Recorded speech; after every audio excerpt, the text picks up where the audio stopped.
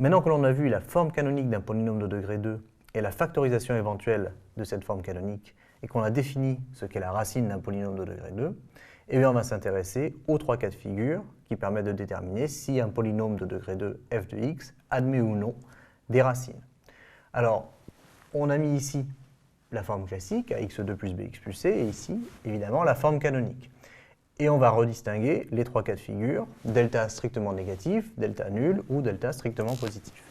Et dans le premier cas, si delta est strictement négatif, on a vu qu'on ne pouvait pas factoriser davantage cette quantité puisque c'était quelque chose de positif plus quelque chose de positif. Et donc on ne pouvait pas reconnaître une identité remarquable du type grand A carré moins grand B carré. Et donc en fait, ça veut dire que je n'ai pas ici de racine, puisque cette quantité étant strictement positive, elle ne peut pas s'annuler, et que A par définition est non nul, sinon je n'ai pas un polynôme de degré 2. Donc f n'admet pas de racine. C'est tout à fait possible. Il n'est pas obligatoire qu'il existe des valeurs de x telles que f de x valent 0. Ensuite, si delta égale 0, mais à ce moment-là, cette quantité-ci revient à a fois x plus b sur 2a au carré. C'est-à-dire qu'on a f de x est égal à a facteur de x plus b sur 2a au carré. Alors a est non nul, mais cette quantité-ci peut s'annuler. Et f a une racine double qui vaut x1 est égal tout simplement à moins b sur 2a. Puisque si je remplace x par moins b sur 2a, eh bien f de x s'annule. Alors racine double, attention à ce terme-là, ça signifie en fait que x1 va annuler f de x, mais va aussi annuler la dérivée f' de x. Alors si vous n'avez pas encore vu les dérivées, ne vous inquiétez pas, ce n'est pas important, vous pourrez toujours revenir le voir tout à l'heure, hein, mais à retenir qu'on parle de racine double dans le cas delta égale 0. Et dernier cas de figure, si delta est strictement positif, eh bien on a vu que l'on peut factoriser cette quantité avec une identité remarquable et que l'on peut écrire f de x sous la forme a facteur de x plus b plus racine de delta sur 2a que multiplie x plus b moins racine de delta sur 2a. Et on va donc pouvoir dire que f a deux racines distinctes. Une première qui va annuler la première parenthèse, une deuxième qui va annuler la deuxième parenthèse, et un produit de facteurs est nul si et seulement si au moins l'un des facteurs est nul. Donc ça vient de là.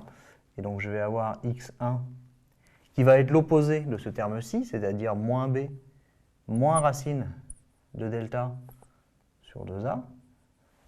Et je vais avoir x2 qui est l'opposé de ce terme-ci. Alors attention, ça fait moins b plus racine de delta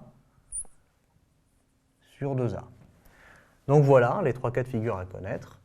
F peut n'admettre aucune racine, une seule, et dans ce cas-là c'est une racine double, ou alors deux racines distinctes, x1 et x2.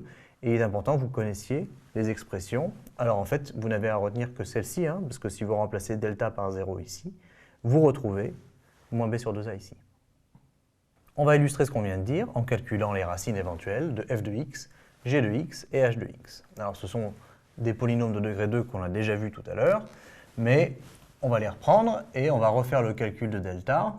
Ici on va trouver delta est égal à 1, moins 8 égale moins 7, strictement négatif.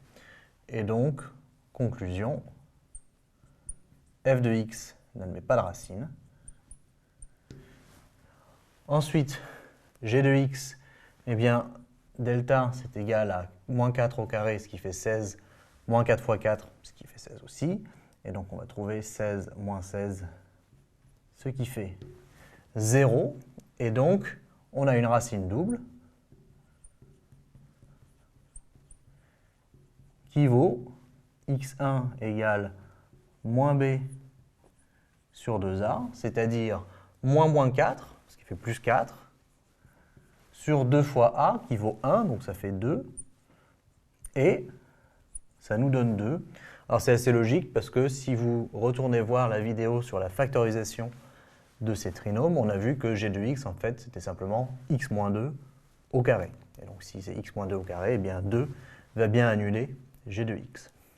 Et pour finir, ici, on a delta est égal à 1 plus 8 égale 9 strictement positif. Et donc on a deux racines distinctes que l'on va noter x1 et x2. Et on sait que x1, c'est égal à moins b moins racine de delta sur 2a. Alors b vaut 1, donc ça me fait moins 1. Racine de delta vaut 3, donc moins 3 sur 2 fois 1, ce qui fait 2. Moins 4 sur 2, ça nous donne moins 2. Moins 2, c'est le résultat. Et je sais que x1 et x2 ne diffèrent que par le signe qu'il y a entre moins b et la racine. Et donc en fait, x2, ça va être moins b plus racine de delta sur 2a, c'est-à-dire moins 1 plus 3 sur 2, ce qui fait 1.